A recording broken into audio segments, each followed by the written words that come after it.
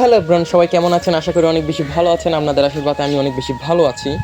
তো আপনাদেরকে কয়েকদিন যাবৎ কোনো মুরগির আপডেটই দেওয়া হচ্ছে না, যেহেতু আমি কিছু নতুন মুরগি নিয়ে এসেছি। এগুলোর আপনাদেরকে কোনো আপডেট দেওয়া হয়নি। তো এই ভিডিওটা একটু ধৈর্য ধরে ভিডিওটা দেখবেন, এখানে অনেক আপডেট দেওয়া হবে মুরগির। তো প্রথমে দেখায় আমার ব্রাহ্মা মুরগির বাচ্চাগুলো। এগুলোর বয়স প্রায় 18 থেকে 19 দিন হয়ে যাচ্ছে। এবং এখানে কটনিক্স কয়েল আছে প্রায় 5 পিসের মতো, যেহেতু আমি আরও 2 পিস নতুন নিয়ে এসেছি। তারপরে দেশি মুরগি আছে। তো ওদেরকে আমরা ঘর থেকে এখন এই সেট আপে দিয়ে দিয়েছি। মানে এই সেট আপটা ওদের জন্য কি পারফেক্ট না, অবশ্যই আপনারা কমেন্ট করে জানাবেন।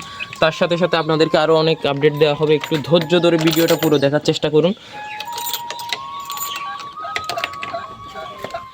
তারপরে আমরা যদি এদিকে দেখাই, এদিকে হচ্ছে আমাদের বড় ব্রাহ্মাগুলো। তো ওরাও এখন খুবই সুস্থ সবল আছে। এ হচ্ছে ব্রাহ্মাগুলো, ঠিক আছে। তো আমাদের নতুন পোষা প্রাণীগুলো দেখানো হবে একদম ভিডিও শেষে। তো সবাই একটু ধৈর্য ধরে ভিডিওটা দেখুন।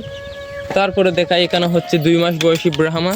তো দেখতে দেখতে ওরা অনেক আগে থেকে অনেক বড় হয়ে গেছে। এখন কোয়ালিটিটা কেমন এসেছে অবশ্যই কমেন্ট করে জানাবেন। দেখছেন পায়ের ফেদারগুলো অনেক বড় হয়ে গেছে। আর এটা হচ্ছে কালোটা, যেটা আমি সংগ্রহ করে নিয়ে আসছিলাম।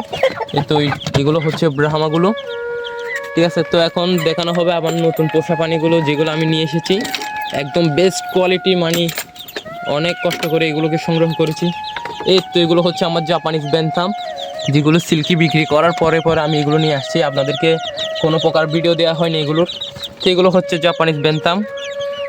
দেখুন এগুলো কোয়ালিটি কতটা সুন্দর একদম। আমি যদি একটা হাতে নিয়ে দেখে, মানে এত পরিমাণ যে চঞ্চল, আসলে এগুলোকে ধরাই অনেক কষ্ট হয়ে যায়।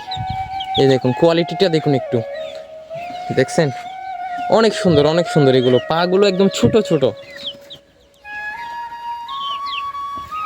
তো কোয়ালিটি কেমন অবশ্যই কমেন্ট করে জানাবেন। ভিডিওটি এ পর্যন্ত। সবাই ভালো থাকবেন, সুস্থ থাকবেন এবং আমার জন্য আশীর্বাদ করবেন। সবাইকে অসংখ্য ধন্যবাদ।